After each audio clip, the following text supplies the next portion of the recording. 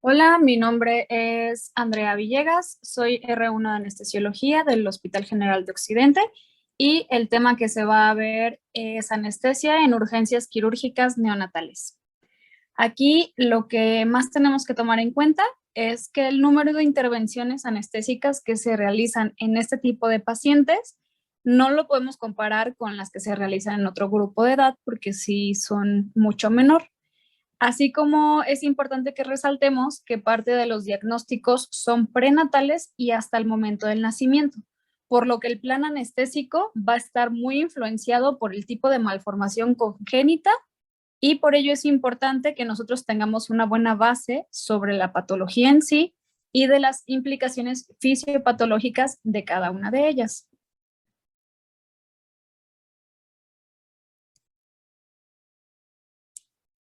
Iniciando, es importante recordar algunas de las particularidades fisiológicas que tenemos en el neonato, porque parte de nuestro manejo va a estar implicado esto justamente. En cuanto al sistema cardiovascular, podemos mencionar que los pacientitos neonatales tienen una baja contractilidad del ventrículo izquierdo, así como que el miocardio en general tiene una baja distensibilidad. Los ventrículos del recién nacido van a estar relativamente rígidos, haciendo que su función contráctil sea máxima. El gasto cardíaco, por su parte, depende de la frecuencia cardíaca y los recién nacidos son muy sensibles a los efectos depresores miocárdicos de nuestros anestésicos, sobre todo aquellos que llegan a producir bradicardia. En cuanto a medicamentos, van a ser los que más asocian a esto, los inhalados y los barbitúricos. Nuestros pacientes neonatales van a tener una baja tolerabilidad a la hipovolemia y al llenado excesivo, así como tienen un alto tono vagal, ya que su sistema parasimpático está inmaduro.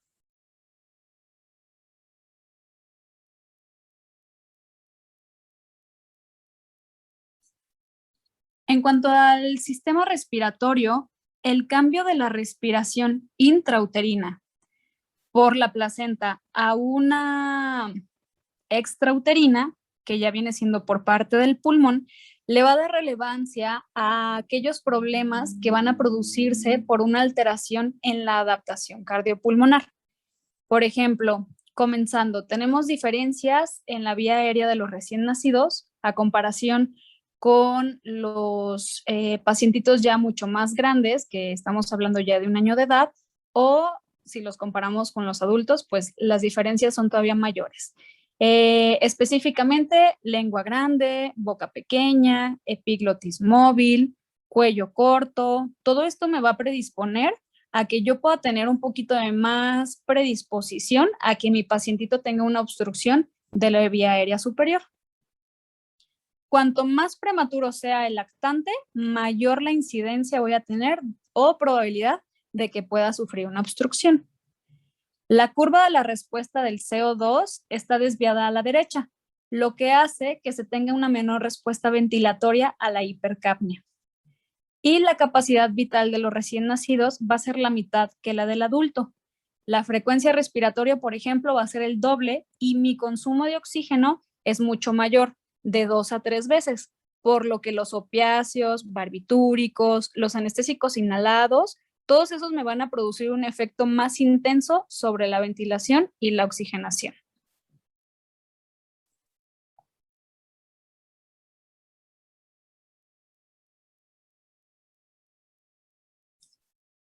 En cuanto al sistema renal y hepático, vamos a tener que la función glomerular renal es inmadura y la capacidad de concentración va a ser mucho menor. El aclaramiento renal de los fármacos se pueden retrasar, además de que hay una marcada limitación para manejar la sobrecarga hídrica, perdón. Los recién nacidos no nos van a compensar de una manera tan adecuada la hipovolemia. Y de igual manera, el metabolismo hepático es inmaduro y el flujo sanguíneo hepático es menor, haciendo que el metabolismo y los efectos del fármaco pueden llegar pues a prolongarse.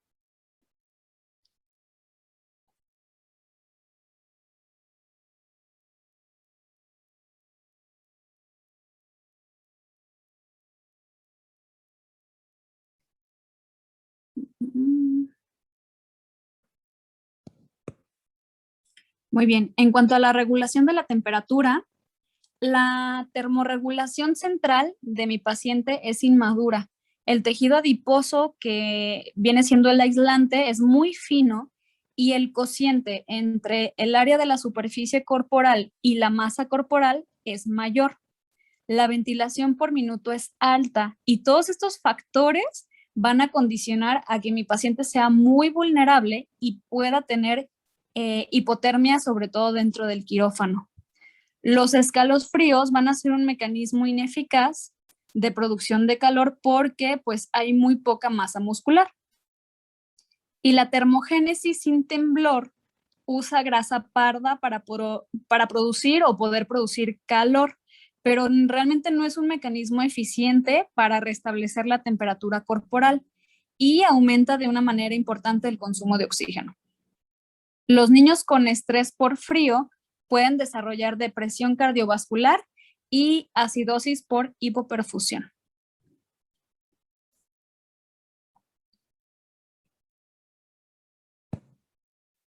Ya entrando un poquito más de lleno en cuanto a urgencias neonatales, tenemos las que vamos a ver a continuación, que es la gastrosquisis, onfalocele, atresia de esófago, hernia diafragmática, estenosis pilórica, malformaciones anorrectales y la enterocolitis úlcero-necrosante.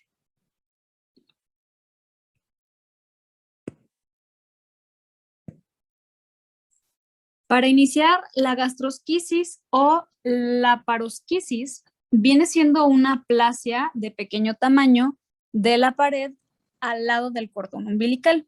Esto se cree que es el resultado de que falle el crecimiento parietal, que por lo que se sabe es de origen vascular. Ha tenido un aumento en la prevalencia en la última década porque se asocia a que haya una edad baja materna, a la exposición de tabaco, drogas, antidepresivos, sustancias contaminantes del medio ambiente o agroquímicas.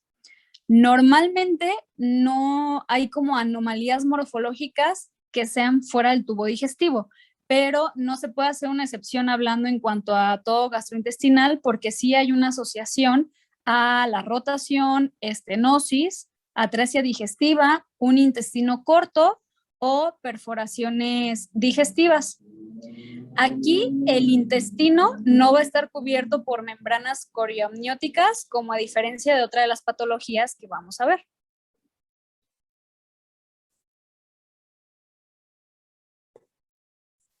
Muy bien. ¿Podría pasar algo con esas alzas intestinales que no están protegidas por las membranas coriamnióticas? Y realmente, pues sí, al estar expuestas al líquido amniótico, realmente esto me da origen a que el paciente presente peritonitis química, engrosamiento y edema de la pared intestinal.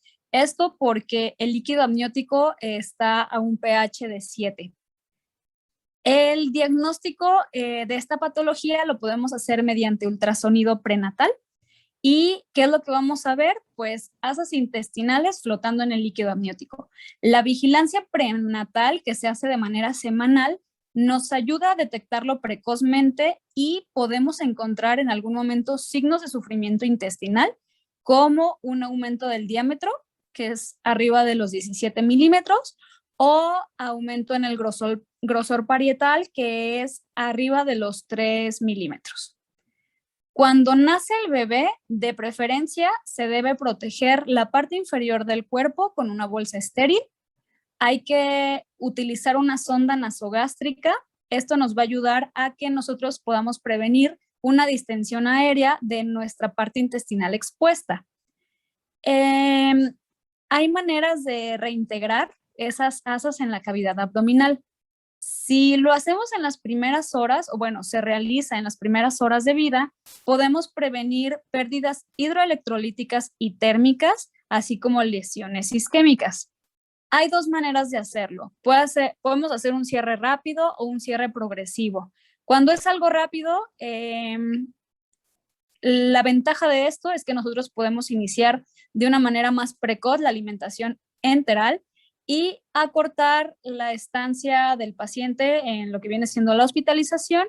Se asocia a menor incidencia de infecciones, pero sí exponemos al paciente a que haya una elevación muy importante de la presión abdominal. Si en caso de hacer un cierre progresivo, que es nuestra otra opción, podemos evitar la aparición del síndrome compartimental abdominal, y ese realmente sí se asocia a un barotraumatismo pulmonar, alteración de la circulación renal, hepática y mesentérica. Y pues esto al final también puede tener efecto en la perfusión de miembros inferiores y que haya una disminución del retorno venoso.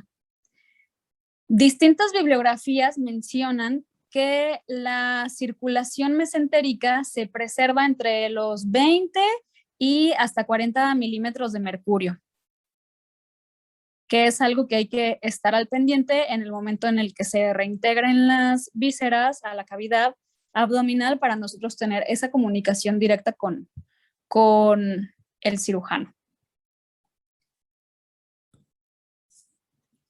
Dentro de los puntos importantes de manejo, yo como anestesiólogo tengo que estar muy al pendiente de evitar que haya una pérdida de calor, ya sea por evaporación de mis vísceras expuestas. ¿Qué es lo que se puede hacer? Podemos cubrir el intestino con gasas húmedas en suero fisiológico templado y podemos también envolver en una bolsa plástica hasta la cirugía. Debemos calentar el quirófano previa llegada de nuestro recién nacido y también podemos hacer uso de lámparas o mantas térmicas que van a disminuir la pérdida de calor o van a transmitir el calor por convección y radiación. También está indicado hacer una inducción de secuencia rápida. Esto nos va a permitir que controlemos de manera más rápida la vía respiratoria del paciente. El uso de relajantes musculares nos va a facilitar esa reintroducción del intestino a la cavidad abdominal y pues el uso de la sonda nasogástrica, que igual ya se especificó el por qué. El acceso intravenoso o la línea arterial lo vamos a utilizar para reponer las pérdidas del tercer espacio y evaporación.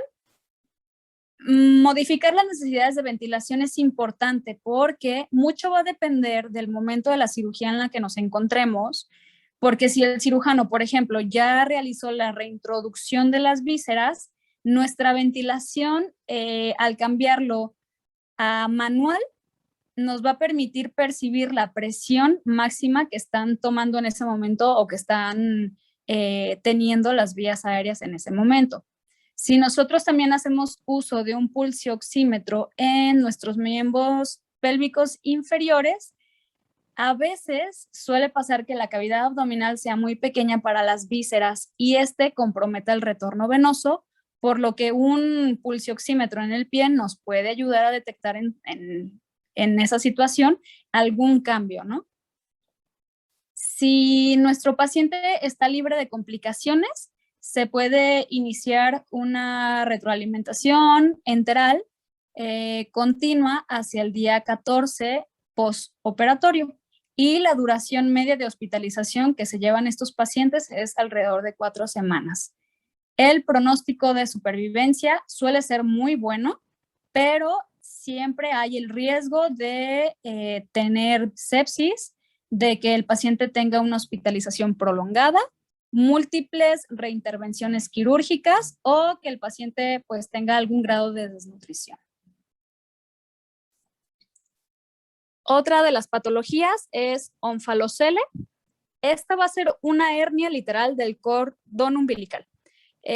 ¿Por qué se provoca? Hay una imposibilidad del intestino para migrar al interior del abdomen desde el saco vitelino. Aquí los intestinos sí van a estar cubiertos por las membranas corioamnióticas. En el eco, por ejemplo, prenatal, vamos a poder observar una hernia a nivel del cordón umbilical. ¿Con qué lo podemos asociar esta patología? Desde malformaciones cardíacas, urogenitales, alteraciones faciales, anencefalia, intestinales, de las extremidades, en un porcentaje realmente alto, del 50 al 75%. Entonces, Todo esto al final en nuestro plan anestésico pues son cosas que tenemos que tomar en cuenta. También podemos integrar a síndromes polimalformativos, desde el síndrome de Beckwith-Wiedemann, la pentalogía de Cantrell, el síndrome del cordón umbilical corto y trisomías 18 y 13, que de igual manera hay que tener presente.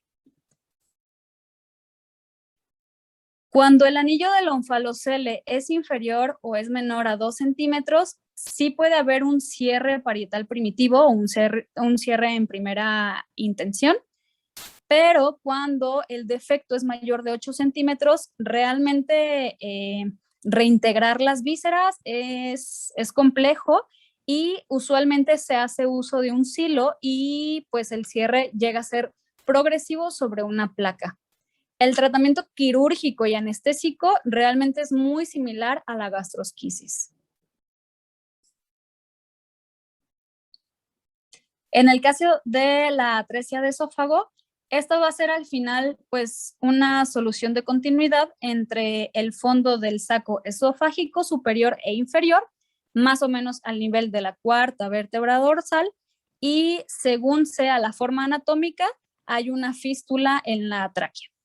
La mayoría de los casos normalmente lo vamos a ver que es el tipo 3 y se va a asociar a diferentes malformaciones. La principal va a ser cardiovascular. La atresia esofágica tipo 3 va a consistir en que es un saco superior que se le conoce como ciego, y el esófago inferior se va a comunicar con la tráquea o con algún bronquio principal. Esto puede exponer a que mi paciente clínicamente presente congestión salival y a nivel bronquial yo pueda encontrar contenido por reflujo gastroesófago traqueal. Y pues bueno, vendría siendo en la imagen, lo tienen definido como la C, y el diagnóstico se puede confirmar cuando los pediatras a la hora del nacimiento tienen incapacidad para pasar el tubo nasogástrico hacia el estómago. El tratamiento quirúrgico va a consistir en que cierren la o pues el número que haya de fístulas, pueden ser hasta 2, y eso es alrededor de en el tipo 2, 3 y 4. O si están lo suficientemente próximos los dos muñones esofágicos, que pueden encontrarse más en el tipo 3 y 4, pues se hace una anastomosis esofágica término-terminal sobre la sonda transanastomótica, a través de la cual se puede iniciar la alimentación enteral a partir del tercer día postoperatorio. Usualmente se hace por vía toracoscópica, porque la intención es que el día de mañana el paciente no presente deformaciones que pueden dar origen a una escoliosis. El primer tiempo quirúrgico consiste normalmente en hacer una esofagostomía cervical y colocar o hacer una gastrostomía de alimentación. El segundo tiempo quirúrgico se hace alrededor de los 4 a 12 meses, y esto es para darle tiempo a que el esófago crezca y se pueda hacer una anastomosis. Si los extremos aún están distales, lo que se realiza es una esofagoplastía gástrica o cólica. Como objetivo para el anestesio, pues es tener una ventilación pulmonar efectiva que minimice la fuga de aire, sobre todo al tracto digestivo. La localización de mi extremo final de mi tubo endotraqueal realmente es un factor muy importante para el manejo ventilatorio de este paciente. Normalmente tiene que estar distal a la fístula, pero proximal a la carina. La distensión gástrica sí me puede llegar a provocar que mi diafragma ascienda y eso aumenta la presión abdominal, que me va a originar al final, pues me va a dar como más dificultad para oxigenar, con una probable reapertura de los cortocircuitos como el conducto arterioso. Y también puede dar lugar a alteraciones hemodinámicas que pueden realmente hacerme requerir una gastrostomía por descompresión urgente. También existe controversia sobre si hacer una inducción anestésica de secuencia rápida o mantener una ventilación espontánea. Sin embargo, de lo que yo leí, se recomienda mantener un modo ventilatorio espontáneo o con asistencia manual hasta que se ligue la fístula. Este modo de ventilatorio pues me va a evitar que al utilizar, por ejemplo, la ventilación mecánica, que es la que se asocia a complicaciones como el neumotórax o el aumento de la fuga aérea, que esto al final me dé una hiperinsuflación gástrica con necesidad de la gastrostomía descompresiva que había comentado anteriormente. La principal dificultad va a residir en sí en la colocación de la sonda de intubación para evitar pues, la insuflación gástrica por la fístula. Aquí, ¿qué nos podría ayudar o de qué herramienta podríamos nosotros beneficiarnos? Pues del fibroscopio, ya que pues, nos va a ayudar a localizar la fístula y saber en qué posición exacta queda mi sonda de intubación. La hernia diafragmática congénita, va a ser un defecto del desarrollo precoz de mi diafragma durante la organogénesis que va a provocar que las vísceras abdominales migren hacia el tórax y realmente los pulmones van a estar bajo una compresión por mis mismas vísceras herniadas, en particular el hígado. Normalmente, o al menos en cuanto a cantidad, 10 veces muchísimo más frecuente que sea de parte izquierda a la derecha, llamada también como Bodalek. Como podemos observar en la imagen, el pulmón subyacente y el contralateral están aquí comprimidos y también tienen cierto grado de, pues están hipoplásicos, ¿no? Con una reducción en cuanto al número de alvéolos y del lecho arterial venoso. Esto se asocia en el 20% de los casos a otras malformaciones que en dado caso que se presente una cardiopatía congénita grave, va a alterar de manera importante el pronóstico de vida de mi paciente. Al nacimiento, la dificultad respiratoria que presenta mi paciente es de instauración rápida.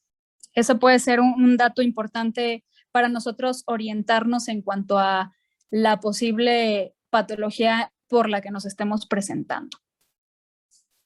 El tratamiento está destinado a reducir las resistencias vasculares pulmonares y facilitar la eliminación del CO2 previa corrección quirúrgica. Aquí, ¿qué es lo que tenemos que ver o que realizar? Intubar al paciente mientras respira, así podemos minimizar la insuflación del estómago e intestino y tenemos que realizar pues succión gástrica continua. La ventilación con el óxido nítrico inhalado está en duda o crea controversia porque por una parte se dice que disminuye la vasoconstricción pulmonar y también disminuye el grado de cianosis, pero por otra parte dice que ocasiona distensión intestinal y compromete la función pulmonar. Entonces eso es algo que no está bien claro todavía. Y en cuanto a reparación quirúrgica, pues realmente se dice fácil, pues hay que recolocar simplemente todo el contenido abdominal en la cavidad abdominal y reparar pues esa hernia localizada en el diafragma. Hay que estabilizar al paciente con terapia médica y darle una ventilación suave. Como puntos importantes en cuanto a anestesiología, estos pacientes realmente nos resultan un gran desafío. La succión nasogástrica continua, pues es para lograr una descompresión en la mayor medida posible del intestino. El catéter arterial, pues sobre todo nos va a ayudar para valorar constantemente equilibrio ácido-base, oxigenación y ventilación. Y es común que se requiera el soporte ventilatorio. Debemos emplear presiones de inflación mínimas. Así podemos nosotros reducir el riesgo de neumotórax o lesión pulmonar. Así como también está indicado utilizar relajantes musculares, narcóticos y oxígeno durante nuestra anestesia. La estenosis pilórica se presenta en la tercera a la quinta semana de vida, más o menos, y se caracteriza por una hipertrofia del píloro. Esto nos va a causar obstrucción de la salida gástrica y el paciente puede llegar con emesis no biliar persistente o se le puede llegar a palpar una masa abdominal que consiste en el píloro hipertrófico u oliva. Aquí es de ayuda la radiografía abdominal, por lo que en general nos va a mostrar una gran dilatación gástrica y el diagnóstico se puede confirmar con ultrasonido abdominal. El tratamiento va a consistir en rehidratar al paciente, corregir la alcalosis metabólica, facilitar el drenaje nasogástrico y todo esto antes de una reparación quirúrgica, y el procedimiento en sí se le llama piloromiotomía. Dentro del manejo es fundamental que nosotros vaciemos el estómago antes de la inducción de la anestesia, ya que nuestro tubo nasogástrico, el que ya traiga el paciente previamente, es muy común que se obstruya por secreciones gástricas, por lo que es mejor que lo reemplacemos y antes de la inducción tenga uno nuevo y se pueda succionar al paciente mientras se coloca en posición supina lateral y prona. Debemos realizar la intubación en el lactante despierto o de secuencia rápida, y podemos utilizar anestésicos inhalados o bloqueadores neuromusculares según sea necesario. Para la analgesia se considera el paracetamol por vía rectal o anestésicos locales infiltrados en la incisión quirúrgica como un buen control. Los pacientes se controlan bastante bien. En cuanto a la enterocolitis necrosante, esta es una enfermedad inflamatoria severa del intestino que afecta más comúnmente el ilion y el colon. La patogénesis puede ser multifactorial y aunque no está claramente definida, se tiene la teoría de que hay varios factores que interaccionan, como la inmadurez intestinal, alteración de la microbiota, alimentación enteral e isquemia, que esto me va a iniciar la lesión en el tracto gastrointestinal. Los estudios de laboratorio, que también van a ser de ayuda o útiles para nosotros los anestesiólogos, pues bueno, de entrada va a ser una radiografía abdominal donde podemos apreciar neumatosis intestinal, aire en la vena porta, aire libre intraperitoneal, y por ejemplo en la radiografía que coloqué aquí, es una radiografía anteroposterior de un pacientito de 27 días de edad con neumatosis, si se alcanza a apreciar es la flecha roja, y gas en la vena porta de color azul. Aquí también podemos solicitar una biometría hemática completa en la cual nos pueden dar datos de leucocitosis, trombocitopenia. Podemos solicitar también gasometrías arteriales y electrolitos. Aquí es importante que nosotros estudiemos y podamos corregir los trastornos hidroelectrolíticos que suelen ser frecuentes. Aquellas alteraciones hematológicas y hemostáticas, o sea, yo puedo encontrar un paciente con anemia, con trombocitopenia y hasta cursando una coagulación intravascular diseminada.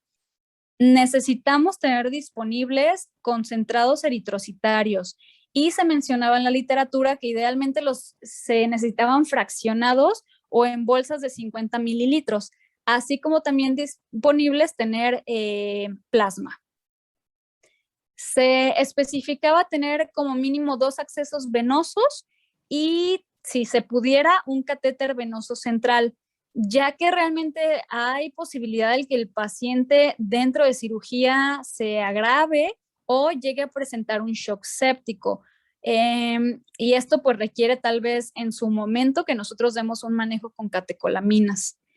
La inducción se especificaba que fuera de secuencia rápida, y también contemplar que el tercer espacio va a estar aumentado y que las pérdidas insensibles pueden ser importantes, por lo que hay que darle una correcta, pues, un correcto manejo hídrico.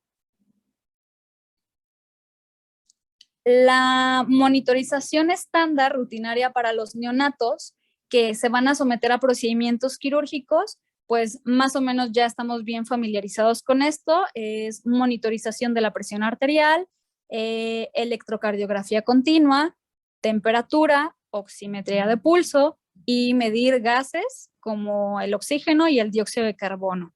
Ya cuando hablamos de una monitorización especializada, va a incluir oximetría de pulso postductal, estetoscopios torácicos, una monitorización continua de la presión arterial, así como catéteres centrales para tener una manera más fácil de obtener muestras sanguíneas.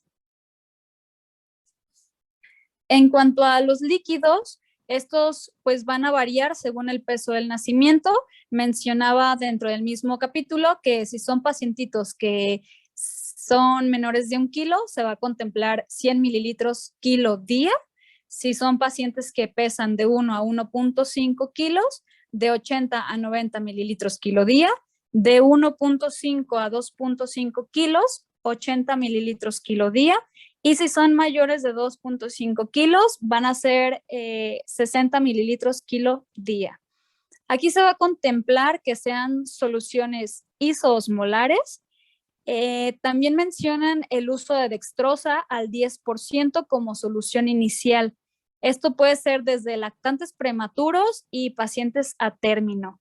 Las concentraciones de la glucosa en sangre se deben de estar vigilando de manera estrecha, sobre todo en pacientitos que son de alto riesgo. Y la concentración de dextrosa debe ajustarse según sea necesario, ¿no? Según lo que presente el paciente y vayamos viendo cómo se va comportando esos niveles de glucosa. Es importante contemplar las pérdidas insensibles de agua, como lo había mencionado previamente. Podemos tener pérdidas insensibles por causas patológicas, como está el onfalocele, la gastrosquisis, hay defectos del tubo neural. Entonces, todo esto debe tomarse en cuenta de modo similar y reemplazarse. Los signos que me van a determinar una adecuada infusión de líquidos van a ser el gasto urinario, que lo voy a esperar que sea por lo menos de 1 mililitro kilo hora, y también que el paciente, por ejemplo, presente una pérdida de peso, pero esta debe ser solo el 1% del día, o sea, por día, durante 10 días. Y que mi paciente, desde luego, tenga una buena perfusión y hemodinámicamente se encuentre estable.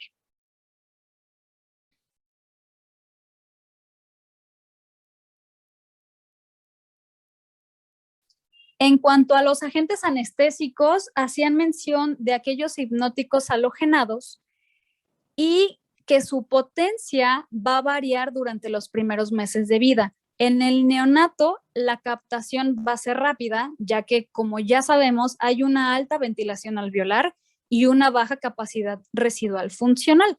Las concentraciones alveolares mínimas, por ejemplo, del sebo, lo manejan del 3.3% y del desfluo de 9.3%. Estas sí se contemplan como muy similares a las del lactante de menos de 6 meses, pero, por ejemplo, la CAM del isoflurano está disminuida, siendo 1.6 en relación con la del lactante, que llega a ser de 1.9. Los efectos hemodinámicos van a ser marcados en mi paciente neonatal con una reducción de hasta el 30% de la presión arterial sistólica. En cuanto a los hipnóticos IV, podemos ver que con el propofol vamos a tener una inmadurez de ese equilibrio parasimpático y simpático de mi paciente, por lo que la caída de la presión arterial puede llegar a ser significativa. En diferentes literaturas se encontraba variaciones de dosis, pero la que más se mencionaba era de 1 a 3 miligramos por kilo. En el etomidato, por ejemplo, vamos a encontrar que manejan una dosis de 0.3 miligramos kilo, sobre todo en neonatos con cardiopatías congénitas, porque en ellos va a estar disminuido el aclaramiento de eliminación, o podemos llegar a manejarlo de 0.4 a 0.5 miligramos kilos en pacientes que no tengan este problema. En el neonato a término, la dosis, por ejemplo, de tiopental se debe de reducir a la mitad en relación con las dosis que se necesitan para pacientes de 1 y 6 meses. Hablamos de una dosis efectiva 50 de 3.4 frente a 6.3 miligramos kilo, que vendría siendo lo de los pacientitos de 1 a 6 meses de edad. Debido a que hay una fracción libre más importante en estos pacientes, hay un aumento de la permeabilidad de la barrera hematoencefálica y hay una semivida mucho más larga. En el caso del midazolam, el aclaramiento también está alterado en estos pacientitos, sobre todo en los pacientes prematuros. Aquí normalmente para alcanzar una concentración plasmática que viene siendo como de 0.1 miligramos por mililitro, vamos a necesitar estar administrando de manera continua 0.014 miligramos kilo hora frente o comparándolo a los pacientitos que normalmente tienen 1 año de edad, que con ellos lo que deberíamos de estar administrando serían 0.05 miligramos kilo hora. Y la dosis con vía oral para la premedicación la indicaban de 0.5 miligramos kilo. En cuanto a los opiáceos, tenemos que aquellos que se metabolizan por la vía oxidativa del citocromo hepático, el P450, 3 a 4 va a ser el alfentanilo, el fentanilo y el sulfentanilo. En cuanto al fentanil, la dosis para intubación la manejan de 3 microgramos kilo y dosis subsecuentes de 1 a 3 microgramos kilo. En el caso del remifentanil, su metabolismo es por las esterasas plasmáticas y tisolares. Esto va a disminuir o literalmente eliminar el riesgo de que mi fármaco se acumule. Sin embargo, su uso durante las primeras horas de vida debe ser como con cautela. Sobre todo, tenemos que ver qué tanta relación hay entre mi dosis y la tolerabilidad que tenga hemodinámica mi paciente. Existe una alta incidencia de presentar hipotensiones arteriales, sobre todo en los pacientes prematuros. Esto nos da pues como la pauta o la indicación de nosotros irnos con dosis bajitas, iniciando con 0.2 microgramos kilo hora. En cuanto a los relajantes musculares, debemos de tener en cuenta que pues todas aquellas particularidades fisiológicas, además de las características de mis fármacos como el volumen de distribución, la masa muscular de mi paciente, maduración de la unión neuromuscular del neonato, pues todo esto va a influenciar en los efectos farmacodinámicos y hay que tenerlo bien en cuenta. La dosis eficaz, por ejemplo, del atracurio va a ser menor, aunque la recuperación del bloqueo no se va a ver afectada por la edad o incluso podría llegar a ser más rápida. La dosis del becuronio, por ejemplo, para la intubación sí va a depender de la edad y pueden haber diferentes variaciones según el caso del paciente. La duración de la acción se va a prolongar en mi neonato. En cuanto a la dosis, pues la encontré que era de 0.08 a 0.1 miligramos por kilo. En el caso de el rocuronio, por ejemplo, la recuperación después de su administración va a depender de la edad y sobre todo hablando de dosis altas. Aquí las dosis utilizadas de 0.6 a 1.2 miligramos kilo. En el caso del Sugamadex, pues no encontré como tal dosis recomendadas por grupo, al parecer no existen como tal, y la literatura menciona también que se requieren de hacer aún estudios controlados, experimentales, para lograr definir qué tan seguro es poder administrar el Sugamadex en los neonatos. Sin embargo, también se considera que entre tener un fármaco que puede revertir un bloqueo neuromuscular y no tenerlo, es preferible tenerlo.